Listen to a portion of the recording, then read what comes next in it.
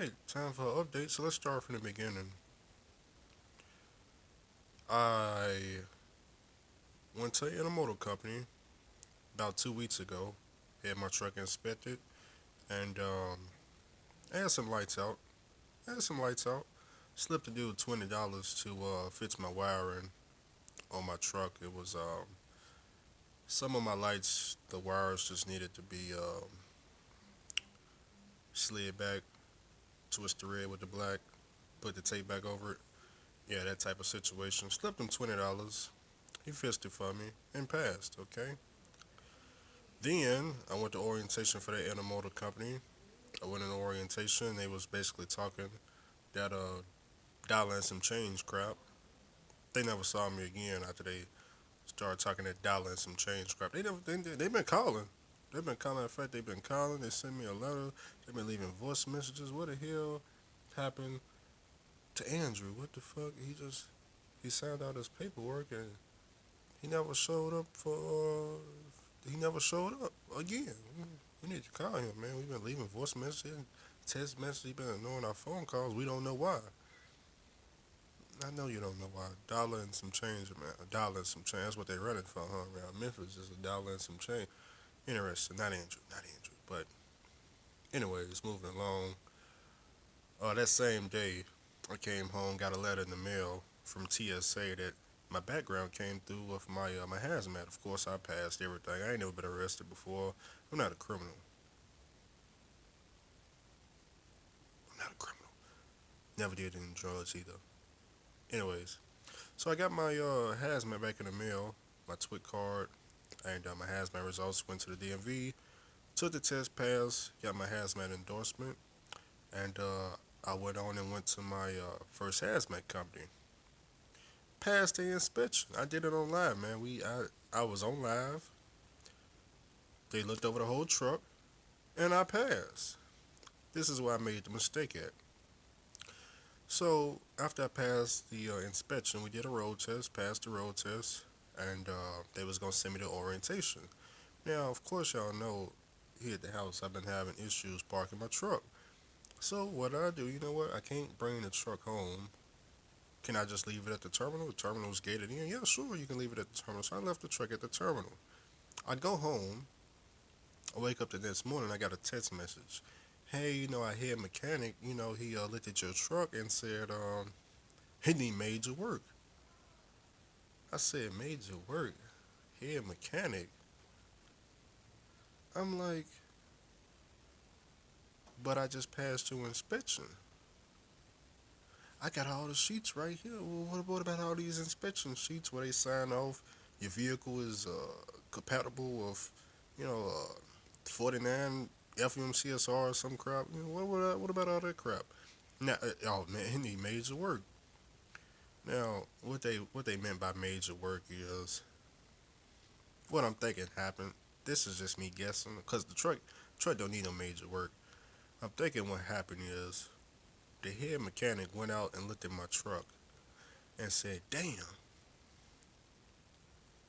He looking around the parking lot. He see nothing but 2020s and 3040s and DEF and DPF and the latest greatest shoe shine.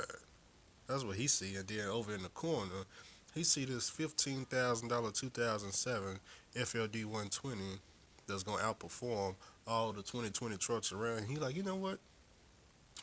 We not about to put no $10,000 pump on that goddamn truck. No, we not finna do it. He gonna have to.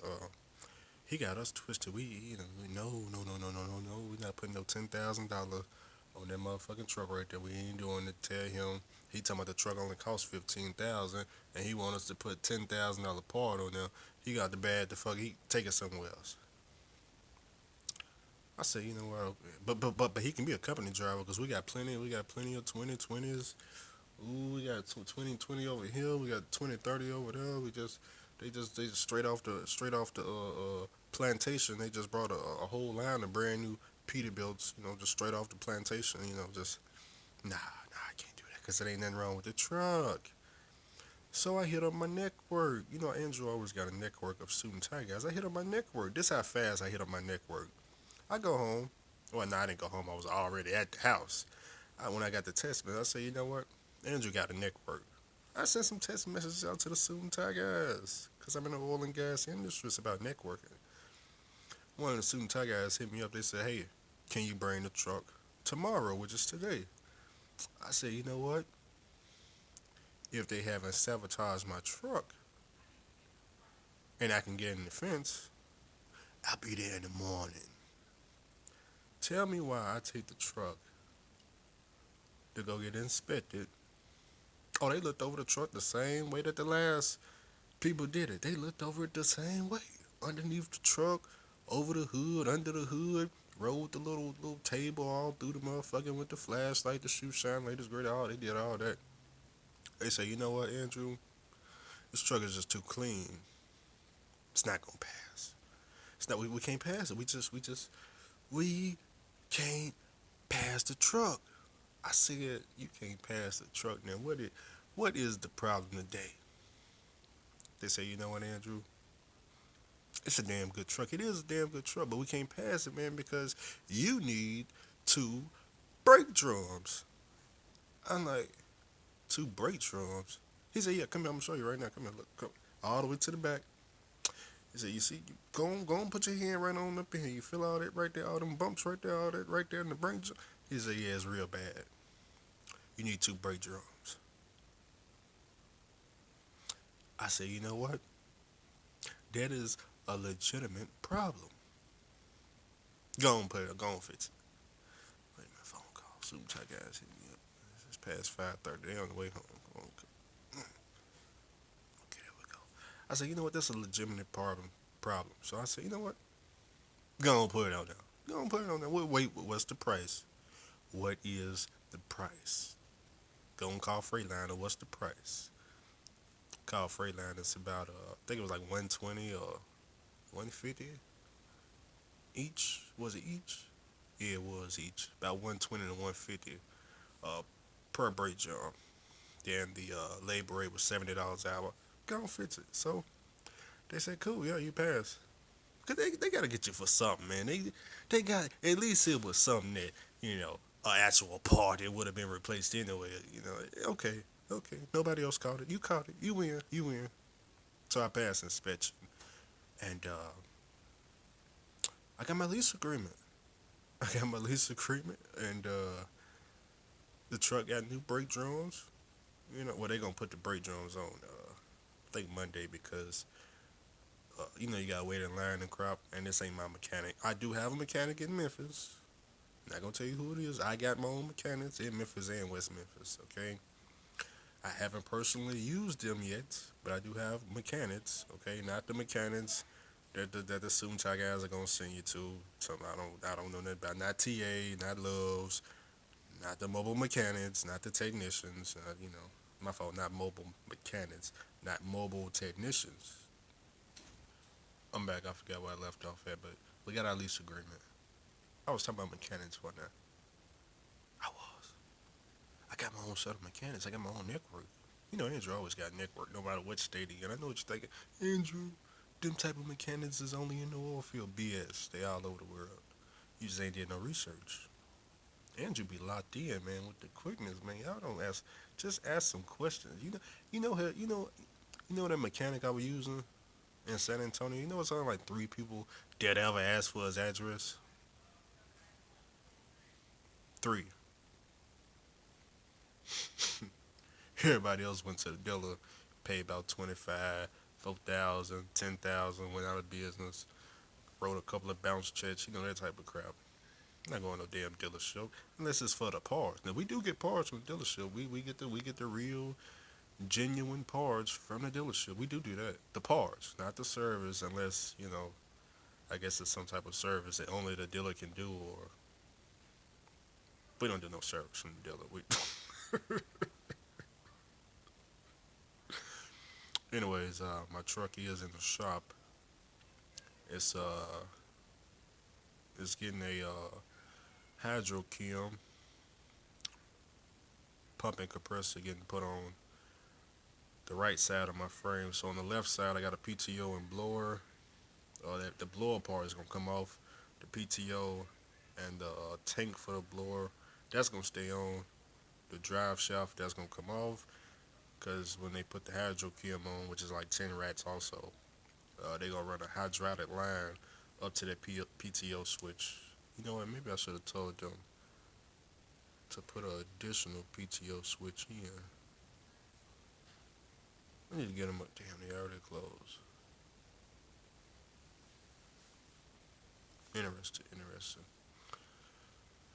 At my local regional OTR, Andrew don't do no OTR, so it's gonna be regional and local, a little bit of both, a little bit of both. You know. Other than that, man, what are my goals? Goals, gotta have some goals.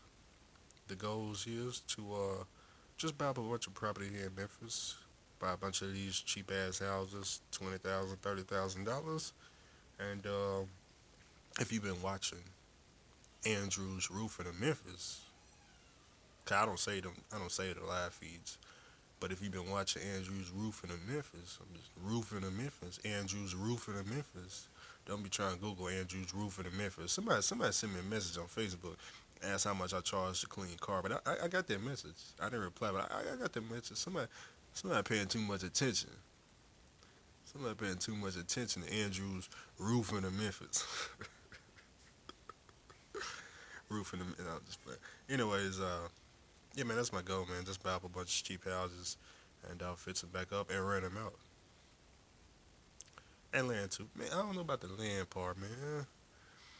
If it's commercial land, because I know how Memphis work now. If it's commercial land, I'd be interested. Man, if I give me some commercial land.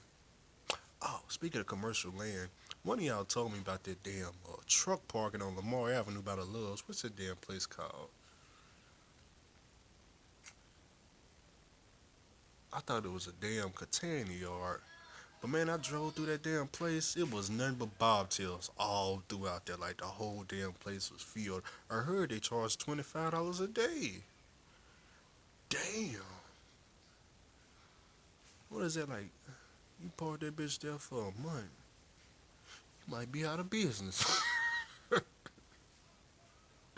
Andrew parked his tractor for 2 months in Memphis. I ain't paying not one penny. Goddamn, I don't know what the hell wrong with these people. I ain't not one penny. Not one penny. You like Andrew? Well, everybody can't do that, man. Yeah, eventually you would have to move it. No, no, no, no. Andrew got free parking all over Memphis. You just let me tell you something about free parking, right?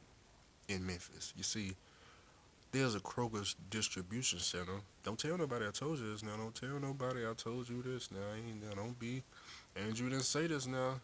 There's a Kroger's distribution center in Memphis. If you OTR, you work with like night transportation, doing reefer. You may have been over there. You may have been over there. Yeah, you gotta drop your trailer and park it on the street. Hmm. Drop your trailer and park it on the street. It'd be like 20 to 40 trucks out there every day.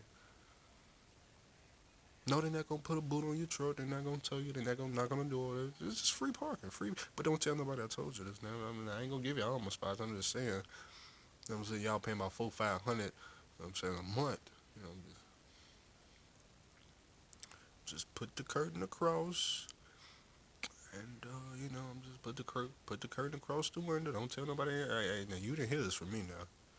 Andrew ain't saying nothing about no free park. Now I don't want to go by Kroger's distribution center, and you know what I'm saying. I see a whole line of bobtails with the curtains closed. You know what I'm saying. Truck's been sitting there about 30 days straight. Got to go.